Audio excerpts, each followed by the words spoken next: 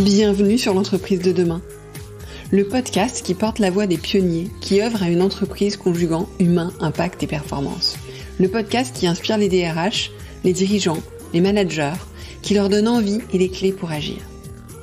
Je suis Delphine Zanelli, conférencière, formatrice et facilitatrice. Mon métier, faire de vos managers des leaders qui libèrent le potentiel de leurs équipes et stimulent la croissance de leur entreprise. Ce podcast n'est pas un mode d'emploi.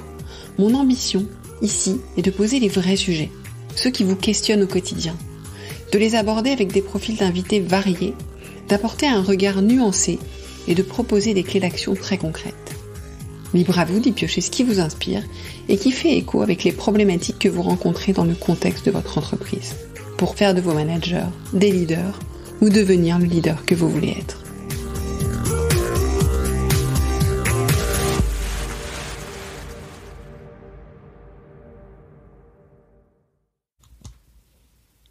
On peut toujours plus que ce que l'on croit pouvoir. Si vous m'écoutez régulièrement, vous pouvez imaginer combien cette phrase me parle. Je vous souhaite la bienvenue dans ce nouvel épisode. Aujourd'hui, après avoir la semaine dernière parlé des enjeux 2024, j'ouvre une série d'interviews avec des DRH que j'ai rencontrés l'automne dernier. Donc je vous fais partager ces belles rencontres. Celui qui ouvre le bal et l'auteur de cette phrase, c'est Guillaume de Roussy, le DRH de la Banque Postale. Guillaume, j'ai fait sa connaissance par LinkedIn. Il a fait un post sur le discernement qui m'a beaucoup parlé. Je suivais déjà l'actualité de la Banque Postale depuis quelques temps. J'étais assez admirative devant son évolution. Non pas que l'organisation soit parfaite, nul l'est et tant mieux. Mais son évolution est assez remarquable. Cette banque qui célébrait ses 16 ans a, je trouve, fait déjà beaucoup de chemin. Je constatais ça de l'externe, mais aussi de l'interne, puisque j'ai la chance de connaître plusieurs de ses collaborateurs et collaboratrices.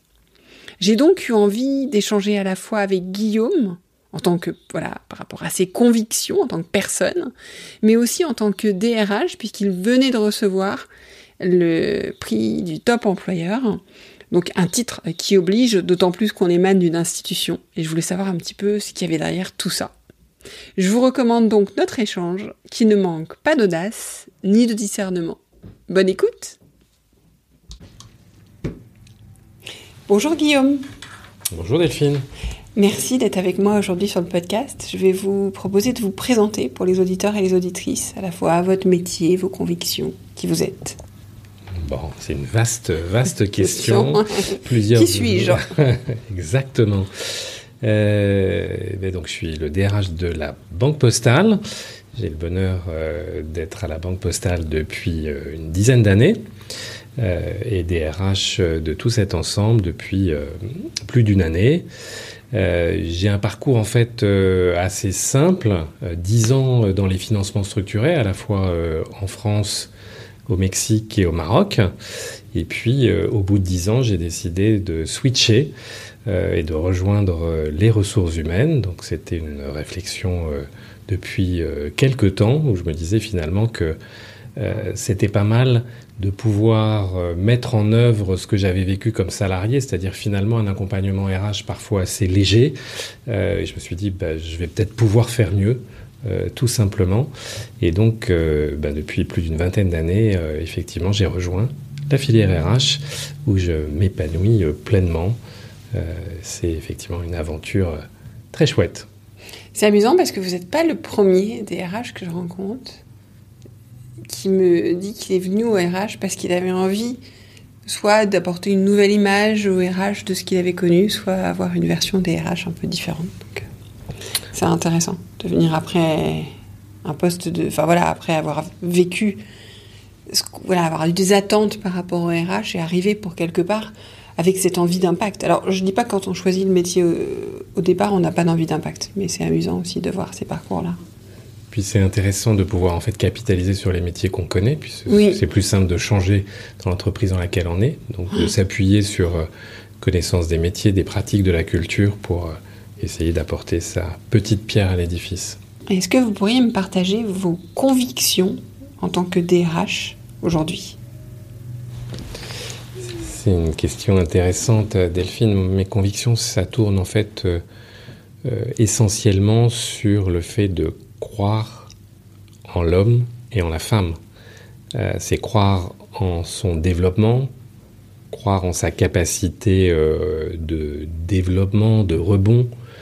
J'ai vécu beaucoup de situations dans lesquelles on a pu faire des paris sur des personnes en leur donnant des périmètres plus larges, en les mettant dans des zones d'inconfort. Et en tant que DRH, le plus beau cadeau qu'on peut avoir, c'est de les voir s'épanouir, de les voir aussi se remettre en question, de s'interroger sur les étapes nécessaires pour franchir une nouvelle étape. Ces éléments-là, c'est extrêmement important. J'aime bien cette phrase de Joseph Skessel qui dit « on peut toujours plus que ce que l'on croit pouvoir ». Et c'est vraiment ce qui m'anime aussi dans mon rôle de DRH. Donc vous croyez, je ne sais pas si vous connaissez le principe de l'état d'esprit fixe et l'état d'esprit de croissance qu'a théorisé Carol S. Dweck, qui est une chercheuse à Stanford. L'état d'esprit de croissance fixe partant du fait qu'on a des connaissances, des talents fixes, et de croissance, c'est qu'on peut toujours les développer. Donc vous croyez plutôt le fait qu'on peut absolument toujours développer. Vous croyez plutôt à l'acquis câliné. Oui. À la possibilité après on n'est pas non plus dans le monde de oui, donc non, je parle du principe général, parce qu'il y a aussi des personnes qui ne le souhaitent pas. Mais bien vous sûr, pensez qu'il y a toujours... Parce que souvent on me dit, est-ce que tout le monde a un potentiel ? Est-ce que tout le monde a du potentiel ? C'est quoi votre réponse par rapport à cette conviction que vous avez ? Je crois que oui. Après, le potentiel peut être aussi de nature un peu différente. Et puis, il y a l'envie, en fait. Il y a l'envie de pouvoir croire en soi. Et c'est ça qui fait la différence. Et vous, en tant que DRH, vous vous sentez un petit peu ce rôle de moteur, de capacité aussi peut-être à accompagner le fait le développement, mais aussi à accompagner l'envie de se développer, à donner envie, à impulser cette envie. Je crois que c'est fondamental de faire tout pour, en tous les cas, créer les déclics qui permettent d'accompagner l'envie. Après, si c'est pas possible, mais on aura osé, tenté, et on aura plus que fait notre job. Alors, c'est intéressant parce que si je pousse le raisonnement, je pourrais dire, finalement, on n'est plus dans une logique de développement des compétences, on est dans une logique de donner l'envie de développer les compétences. Puisque finalement, aujourd'hui, c'est vrai qu'on a des moyens extraordinaires pour développer les compétences. Les savoirs sont tellement accessibles partout. Donc peut-être qu'effectivement, ça fait évoluer la fonction par rapport à ça. Ça la rend encore plus intéressante, passionnante, et c'est pour le coup ce qui m'anime avec mes équipes. Pour ouvrir notre échange, je voulais revenir sur un post que vous aviez fait il y a 6 mois, qui avait retenu mon attention et qui était le moteur, entre autres, pour ce contact. Vous disiez « Et si le discernement était la compétence clé de demain ?» Alors pourquoi le discernement et comment le discernement ? C'est vrai qu'on est dans un contexte en fait de plus en plus compliqué, une infobésité qui nous envahit. Finalement, on est inondé d'informations, d'éléments de toutes sortes. Et je pense que le discernement, c'est finalement cette capacité à trier à la fois avec méthode, mais aussi avec son intuition, avec ses tripes, la meilleure façon de prendre une décision. Et une décision qui n'est pas juste le fruit d'une analyse totalement minutieuse, mais qui permet aussi, à la fois avec son cœur, son intuition, sa passion parfois aussi, de se poser, de prendre un peu de distance, un peu de recul, et d'avoir cette forme d'intelligence multifacette, à la fois une forme d'intelligence émotionnelle, une intelligence un peu plus rationnelle, et de mêler le tout pour décider le moins mal possible. Parce que je ne sais pas si la meilleure décision existe. C'est un petit peu ça que je voulais dire. Bon, c'est toujours la meilleure décision au moment où on la prend en connaissance de ce qu'on a. Le tout, c'est parfois de le noter pour pas s'en souvenir plus tard quand on se dit « mais pourquoi j'ai décidé ça ?» Mais j'entends ce point, mais comment est-ce qu'on cultive le discernement ? Je pense que c'est aussi à l'épreuve des faits. Le discernement, c'est finalement allier la force de l'intuition à des capacités, une aptitude analytique, et puis elle est construite finalement sur l'expérience. À certains moments dans la vie, on peut prendre des décisions personnelles ou professionnelles qui nous marquent, et on se dit après coup c'était génial ou c'était en fait pitoyable. Une chance sur deux. Exactement. Et alors, on va venir maintenant au sujet, un sujet plus... Enfin, ça reste... Le discernement, pour moi, reste un sujet complètement RH, puisqu'on est dans une compétence du leadership, ce que vous évoquiez. Et ça me fait juste penser à quelque chose par rapport à ce que vous dites. C'est aussi comment est-ce qu'on se protège du bruit et de l'influence par moment pour pouvoir garder cette capacité de discernement. Parce que c'est vrai que quand on est submergé, parfois c'est compliqué. Il y a d'ailleurs Delphine, il y a d'ailleurs un livre intéressant qui vient de sortir de François Bert. Vous avez peut-être eu l'occasion de le lire ou de le feuilleter. C'est un livre qui s'appelle « Le discernement à l'usage de ceux qui croient qu'être intelligent suffit pour décider ». Ah, excellent. Et je trouve que c'est un ouvrage intéressant, très simple à lire, mais qui est très, très, très, très riche sur ce sujet. Je vais le rajouter à ma liste de lecture, qui mesure déjà plusieurs mètres, mais avec plaisir. C'est tout dans mon Kindle, donc ça va. Alors, ma question suivante, c'était, vous avez été, et donc on est à la Banque Postale, on est quand même à la fois dans une mission de banque, à la fois dans le groupe de la Poste, donc il y a quand même un sens important à cette question. Vous avez été nommé top employeur. Ça veut dire quoi, top employeur ? Et pourquoi c'est important pour une institution comme la Banque Postale de travailler sur ce sujet ? Alors, top employeur, c'est une certification en fait par un organisme reconnu et indépendant qui teste plus de 250 pratiques RH et qui donc passe au crible sur des thèmes extrêmement variés que peuvent être le recrutement, le développement RH, les talents, la rémunération, la qualité de vie au travail. Je pourrais citer beaucoup plus de thèmes, mais c'est donc effectivement 250 thèmes qui sont passés au crible. Et l'idée, c'est de pouvoir, au-delà d'une forme de reconnaissance et peut-être d'éléments favorables pour l'image, évidemment, de l'employeur que nous sommes, de pouvoir avoir un diagnostic externe, à la fois sur nos forces et nos axes de progrès en termes de politique RH. Et je crois que ce qui est très important, c'est finalement de pouvoir regarder à travers cet exercice là où on peut progresser. Évidemment, il y a des sujets sur lesquels parfois on a l'intuition qu'on peut faire mieux, mais c'est pas toujours ceux finalement qu'on peut avoir sur ce type de diagnostic. Et donc c'est important de pouvoir gérer la façon dont on peut continuer à s'améliorer en permanence et aussi à reconnaître les forces. Et c'est en interne un élément aussi de fierté et puis de benchmarking, puisqu'on est dans des fonctions où on peut toujours faire mieux. Mais alors justement, en termes de benchmark, aujourd'hui, c'est quoi un top employeur ? Quels sont les critères qui ressortent le plus fort dans les attentes, dans vos points forts et dans ce qui est demandé ? Et j'imagine qu'il doit y avoir quand même une forme d'homogénéité entre ce qui ressort entre les top employés, entre les forces et les difficultés des employeurs d'une manière générale.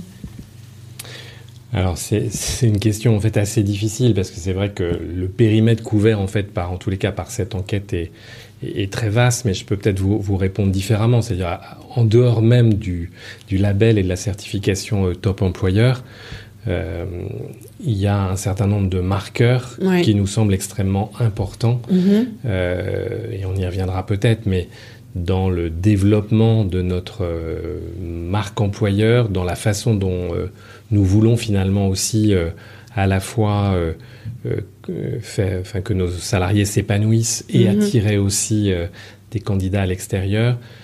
On a un fil rouge très fort qui est chez nous la transition juste. Ça est un marqueur très fort de notre plan stratégique qui est en cours. Et ce sujet est important puisque par transition juste, on entend finalement l'accompagnement de la transformation de notre économie vers un modèle plus durable et qui prend en compte en fait les limites planétaires tout en étant socialement acceptable.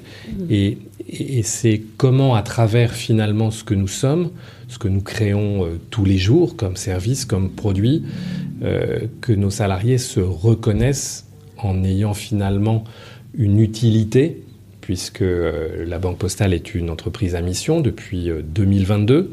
C'est un marqueur assez fort dans un monde du travail où la quête de sens est particulièrement recherchée.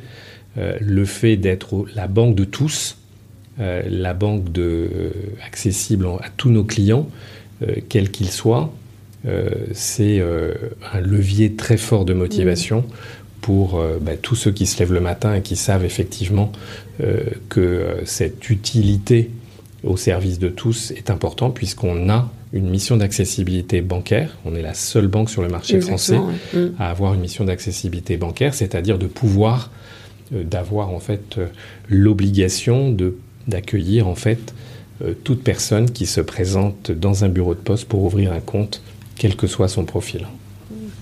Ok. J'avais une question suivante, parce que vous avez travaillé récemment sur votre... donc vous travaillez régulièrement sur votre stratégie RH, mais vous communiquez sur le fait, sur des valeurs clés pour vous, pour des en tant que professionnel des RH, qui étaient la proximité, l'audace et la coopération. Est-ce que vous pouvez nous dire pourquoi celle-ci et pourquoi c'est fondamental, selon vous ? La proximité, pour moi, elle est intrinsèque à notre rôle, ressources humaines. C'est-à-dire, effectivement, on n'est pas sur une planète en suspension. On est là pour être proche des managers, proche des salariés, comprendre leurs aspirations, comprendre leurs difficultés, les accompagner dans cette proximité. Elle est pour moi en fait la brique essentielle et structurante de nos activités, et c'est très important. D'ailleurs, la proximité, c'est aussi une des valeurs du groupe La Poste, par définition. Très symbolisée à travers le facteur, mais aussi le conseiller bancaire ou toute fonction aussi qu'on peut exercer au sein de la Banque Postale. L'audace, c'est oser et ne pas s'auto-censurer, ne pas hésiter à foncer, parfois tête baissée, mais avec un petit peu de pragmatisme aussi et de pertinence, pour aussi être disruptif, regarder les choses autrement. Dans un monde du travail qui est aussi mouvant, il est difficile de considérer qu'on fera demain comme on faisait hier, et c'est cette audace qui permet aussi d'aller plus loin. Je crois que c'est Jacques Audiberti qui disait effectivement que dans toute réussite, il y a le fait d'avoir osé. C'est quelque chose qui me parle, et c'était un peu le marqueur de ma prise de fonction que j'avais pu partager aussi à mes équipes à ce moment-là. Et enfin, la coopération, pour moi, c'est extrêmement important de pouvoir être très proche des métiers, de travailler en symbiose avec les patrons d'activité, avec évidemment aussi au sein de nos propres équipes RH, tous ceux qui exercent des activités en lien avec le développement RH, mais aussi tous les centres d'expertise. Donc coopérer, c'est un vecteur puissant d'efficacité et de transversalité qu'il manque souvent dans nos organisations et sur lequel la fonction RH doit être exemplaire. D'accord. Bon, pour moi, c'est des valeurs qui se rapprochent pas mal du leadership, en fait, puisque finalement, le leader, c'est quelqu'un qui se connecte. Donc cette notion de proximité, cette notion de connexion, l'audace, c'est un des muscles principaux, et la coopération, je trouve, donc effectivement, ça fait sens. Et c'est une tendance que j'ai vu beaucoup évoluer. Je pense que le métier des RH a toujours dû être audacieux, a toujours été plus ou moins, mais je le vois effectivement beaucoup plus porté, un peu plus en étendard, entre guillemets, en volonté face à un monde du travail qui change tellement vite. C'est vrai que il faut suivre, c'est pas évident. Et j'avais un dernier point que je voulais voir avec vous, parce que vous avez un slogan que j'ai bien aimé, mais il m'a interrogée. Vous allez vous étonner de tout ce que l'on peut réussir ensemble. Et en fait, ça m'a interrogée parce que moi, quand j'entends ça, ma façon de le recevoir. C'est à la fois un appel à l'audace pour moi, si je suis candidate. Et c'est une vision assez holistique de la carrière. C'est vrai que moi, j'ai du mal avec la dissociation vie pro, vie perso. Alors, j'entends bien que, je veux dire, il y a une fin à l'heure du travail et un début à la vie perso. Mais finalement, ce qu'on peut réussir ensemble, finalement, quand on est bien dans son travail, on peut réussir aussi plein de choses dans sa vie personnelle. On fait aussi des rencontres, il y a aussi le temps que nous donne l'entreprise pour faire certaines choses. Et donc voilà, je voulais savoir ce qu'il y avait derrière, parce que moi j'avais développé tout un imaginaire, mais ce n'est que mon imaginaire. Qu'est-ce qu'il y a vraiment là derrière cette promesse ? En tout cas, moi, si je venais en tant que candidate, voilà ce que j'attendrais. Donc finalement, l'attente, elle est haute quand même. Elle est très haute. En réalité, c'est le claim de notre marque employeur. Oui. On avait une marque employeur qui n'était pas forcément très formalisée, ce qu'on a fait depuis quelques mois. Et ce claim, en fait, il a vocation à parler un peu de ce qui nous différencie, de la singularité. La Banque Postale a été créée en 2006, donc c'est finalement une banque jeune, qui est encore adolescente. Et l'image, en fait, à l'extérieur, l'identité employeur de la Banque Postale n'était pas forcément très claire. Donc, à travers cette marque employeur, on a voulu rendre les choses finalement assez simples, réaligner le vécu et le perçu des collaborateurs et des candidats autour d'une promesse employeur qui est l'étonnement. L'étonnement, c'est une dimension très importante de notre stratégie de marque employeur. On s'est aperçu que les candidats qui étaient en contact avec nous avaient souvent une perception erronée, inexacte, parfois la persistance rétinienne du passé. Et on a voulu réaligner en fait à la fois ce que vivent nos collaborateurs, et on a beaucoup recruté ces dernières années à l'extérieur, donc on a beaucoup d'éléments d'étonnement très fort de tous ceux qui ont vécu une vie professionnelle souvent beaucoup plus trépidante et passionnante que ce qu'ils avaient imaginé. Et donc ce décalage-là, on a voulu en faire un levier très fort de communication, à la fois externe et interne. Et c'est pour ça que on a choisi ce claim de marque employeur qui est important. Ce qu'on a voulu peut-être aussi dire, c'est que finalement, en rentrant à la Banque Postale, on n'avait plus besoin de choisir entre intérêt général et réussite personnelle, entre responsabilité sociétale et prise de responsabilité, entre entreprise à mission et mission intéressante, parce qu'on avait tout à la fois et qu'on n'avait pas besoin de renoncer à une aspiration pour une autre. Donc un adolescent quand même en forme, enfin je veux dire... Un adolescent tonique. Tonique et mature. Mature, et qui à la fois aussi a besoin de ranger sa chambre, peut-être, puisque comme on a développé beaucoup d'activités dans un laps de temps très court, ce qui a prévalu, c'est la vitesse, la créativité, une énergie aussi très rapide pour construire finalement plein de métiers différents, plein de produits. Et maintenant, on doit passer dans cette phase de l'âge adulte où on doit organiser, simplifier et structurer des modes de fonctionnement qui sont porteurs et qui correspondent aussi aux attentes des salariés d'aujourd'hui. Et alors, DRH dans cette entreprise adolescente, quelle est votre vision et quelle serait votre envie ? Qu'est-ce que vous aimeriez, là, si on était dans 5 ans, vous dire, bah voilà, je l'ai amené à l'âge adulte, parce que du coup, j'ai eu la campagne des 16 ans, c'était il y a 1 an, donc on devait être à 17 à peu près. Donc, arriver à 5 ans, ça fait 22 ans, donc c'est un début quand même de vrai âge adulte. Qu'est-ce que vous aimeriez avoir pu impulser ? J'ai pas envie de dire forcément changer, ça peut être renforcé, ça peut être déployé plus fort. Je crois que dans ce que vous dites, Delphine, il y a continuer à construire ce qui a été initié sur des valeurs en fait très fortes, des valeurs citoyennes, puisque c'est aussi notre claim, La Banque Postale est une banque citoyenne parce qu'elle est là pour tous. Elle est là aussi grâce à tous les salariés qui l'ont construite au fil des années, et même avant 2006, sur les bases aussi des services financiers de la Poste. Donc c'est un peu une start-up qui s'est construite sur des bases aussi solides, avec des valeurs de confiance, de proximité. C'est donc un socle très important sur lequel on peut continuer à avancer.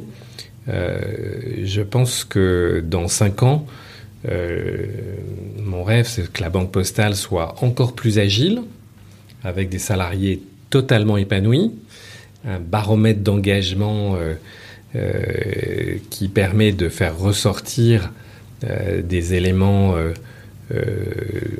d'encore plus grande fierté d'appartenance, même si elle est déjà au zénith, donc on serait à 100%,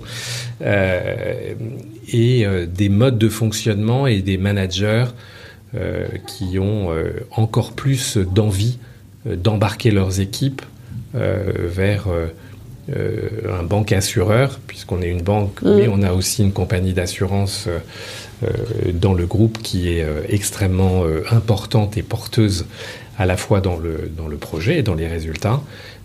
Donc c'est cette combinaison qui ferait que on est le banque assureur, on est déjà le 11e banque assureur européen, mais le banque assureur que tous les candidats s'arrachent et veulent rejoindre. Et vous vous sentez quand même, parce que vous êtes... Donc, la Banque Postale, vous avez parlé de votre mission sociétale. Est-ce que par rapport justement aussi à vos pratiques RH, à tout ce que vous faites au niveau collaborateur, vous vous sentez un peu comme, vous allez me dire, un moteur? Vous allez me dire non parce que on est à notre place, mais il y a quand même toujours, je me dis, il y a quand même une forme de responsabilité. C'est-à-dire qu'on est quand même des acteurs qu'on regarde. On est des acteurs qui sont importants pour un pays. Enfin, tous les acteurs sont importants, mais je veux dire symboliquement. Est-ce que vous avez ce sentiment-là? Est-ce que c'est quelque chose que vous partagez avec vos collaborateurs? Mais on dit toujours que la banque, ce sont des femmes et des hommes et de l'IT. Donc c'est déjà effectivement l'humain est au cœur en fait de notre réacteur. Donc on est regardé et on a aussi dans cet environnement très réglementé des exigences qui sont de plus en plus fortes sur beaucoup de dimensions. On a des valeurs aussi d'éthique très très fortes pour lesquelles on est fier. Donc je pense qu'effectivement on va pouvoir continuer à bâtir sur ces éléments-là pour être encore plus fort, tout en gardant notre spécificité, parce qu'on est quelque part une banque pas comme les autres non plus, et on est fiers de l'être. C'est très intéressant de voir à quel point on a des candidats qui décident vraiment de façon réfléchie de nous rejoindre, qui appartenaient à d'autres, qui étant salariés d'autres banques, et qui viennent aussi pour ce projet qui a du sens à leurs yeux. Et parfois, on a des candidats qui sont prêts aussi à baisser leur rémunération pour le projet que nous incarnons. Merci beaucoup, Guillaume. Merci, Delphine. À bientôt.